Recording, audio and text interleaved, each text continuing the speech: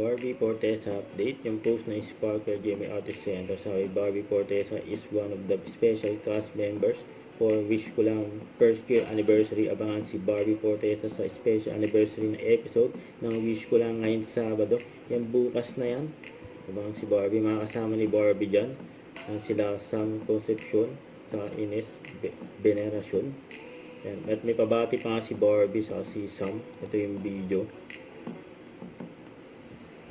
Hi, Tobats! This is Barbie.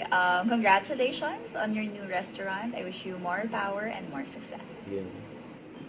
Congrats sa'yo sa bago mong restaurant. All the best. Take care, God bless, please.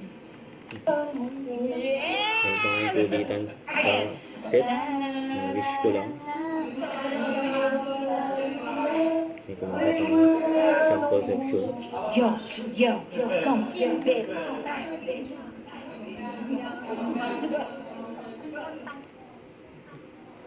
Harvey. Yung IG story ni Barbie. Pinanood pa nga ng unang hirit.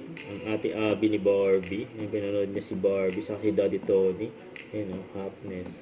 Sobrang saya nga gumanap bilang isang Interview kontrabida. ko Barbie. Pero para sa akin naman, kahit na anong klaseng role o papel, masarap gampanan kasi nga lahat may puso at saka lahat talaga ay very relatable and very relevant.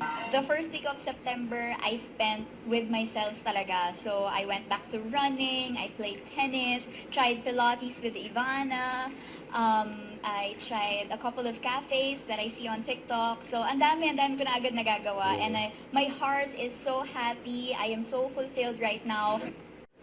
Don't forget to subscribe, click the notification bell for more updates. This is Victory Reaction Vlog. Stay tuned for more videos.